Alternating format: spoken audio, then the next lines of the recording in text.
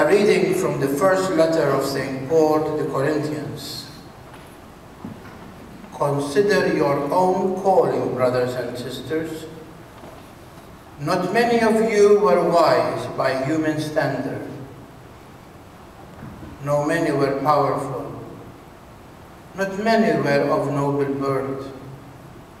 Rather, God chose the foolish of the world to shame the wise. And God chose the weak of the world to shame the strong. And God chose the lowly and despised of the world, those who count for nothing, to reduce to nothing those who are something, so that no human being might boast before God. It is due to Him that you are in Christ Jesus, who became for us wisdom from God, as well as righteousness, sanctification, and redemption. So that, as it's written, whoever boasts shall boast in the Lord. The word of the Lord. Thanks be to God. St. Paul reminds each one of us that we have a calling, and that calling begins at the fountain of baptism, when we are called to be child of God and members of His church. And because of that, He wants us to be humble, because by that virtue we can imitate Jesus Christ. He does not call the wise of the world, the strong of the world, the intellectual of the world. He called those who are nothing, so that He will bring to nothing those who think they are something. Imagine. God did that to confuse the wisdom of this world. Because this world seeks power.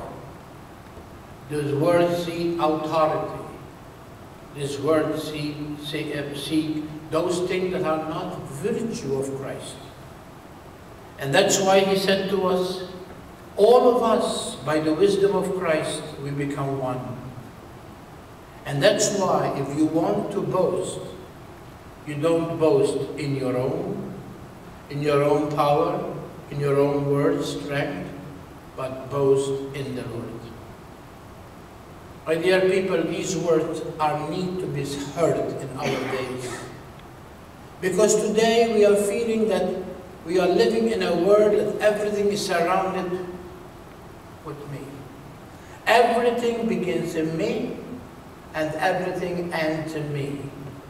And everything has to be done according to my pleasure and to my comfort. We have lost the identity that we need to let go of ourselves. We lost the identity they are called by baptism to be servants of Jesus Christ. I come not to be served, but to serve, and to give my life for the one I love. That is the life of a Christian. A Christian is not somebody who gives orders or tell people what to do. A Christian is a doer. That's why He said, you need to walk the walk in order to follow me. You cannot claim that you are mine if you don't follow my steps. And what is the steps? He reaches out to all those who come in the path of His life. Whether those who are hungry, whether those who are sick, whether those who are going through a horrible time, and even those who are mourning. He touched the lives of many, and so we have to do. Many of you could say, but I am a priest. Who told you are not a priest? Doesn't we say that by baptism we all become priestly people? Is not what we say in the preface of the Mass? You have called us to be a chosen race, a royal priesthood, a people set apart. Why? So that the action of Christ continue to live in this world. He who is now at the right hand of the Father, He is using your lips, your hands, your feet, your very body to make him known in the world. But there is one thing that really identifies us to be disciples of Jesus Christ. And what St. Paul said to us here. God selects the nothingness so that he will confuse and bring to nothing those who think they are something, and to shame those who are wise. The wisdom of God is the foolish of the world, and the foolish of this world is the wisdom of God. As we go to celebration of the Eucharist today, let us take 2 moments and look at that monstrance and see what you have there. You have that God that humbled himself so much that he hides his divinity behind a piece of wafer. And he hides his divinity so that he can come closer to us and we can come closer to him. Because his great joy is to share our life, to share all that we go through. And he invites us to come to him. Come to me, all who labor. Come to me, all who find life burdensome. And I will relieve you. And I will let you free. Are we really believers of those words? If we really believe those words, then let them be. And he whose divinity he hides, he who is one day joined in our humanity, he can understand perfectly where we are coming from. And that's why he hides his majesty from us, because otherwise we all die. No one ever see God and live. That's why Moses, when he encountered him on Mount Sinai, they have to put a veil in front of him, because the radiance of his face was so bright that the people cannot look at Moses. No one ever saw the light that he is God and continue to live his life on this world.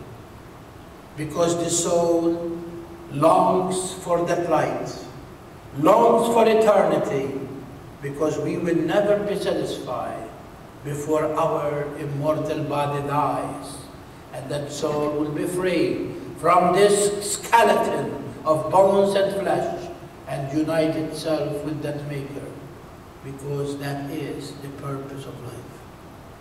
St. Paul, when he speaks about nothingness, reminds us that although we are nothingness, God raised us to be somebody, because through us, the nothingness, the power of God, continue to be spread in the world. Look at the history of the church. And you begin from Francis of Assisi, from St. Dominic. Today's feast, St. John Bosco. Oh, how much I love Don Bosco. A priest from Turin gave totally his life for the young youth who have no direction, have no home. Gave them to the Salesian order a future, a skill, and made them to be somebody. Don Bosco was a man who loved God very much, under the protection of his mother. And tonight I will conclude with some of the words of a wise woman that she was Margarita Bosco, his mother, told him. When Don Bosco was about 6 years of age, he revealed to his mother that he has a vocation to the priesthood. And the mother, being a widow, she cannot afford the expense of a seminary. And although she listened to Bosco and smiled, that dream of Bosco became a reality. When at the age of 17, he left home after he worked and studied so that he can pay for his studies. He left home to go to the seminary. And here he had on him the cassock of a young seminarian. And his mother, with tears in her eyes, said this to Bosco: Giovanni, I love to see you dressed in the way you are dressed. But if any day a doubt comes to your mind that you don't want to become a priest, come home. It's better for Margarita to have a poor peasant than to have a negligent priest. On the day of your baptism, I consecrate you to your queen, to your mother. Now make her the queen of your life. She will guide you in my absence, and you will be all right. How many mothers say those words to their children? That is what I call it, a true director, a true Christian, a mother who loves her son, a mother who wants the future of her son.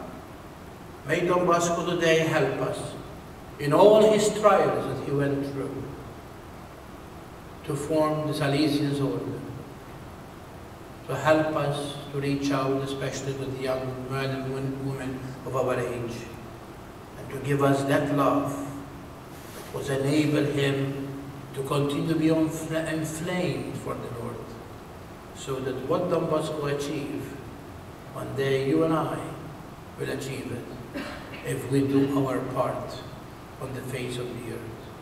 I am going to my Father and your Father. I will come back to you and take you to myself after you have done what I ask of you. So where I am, you also may be.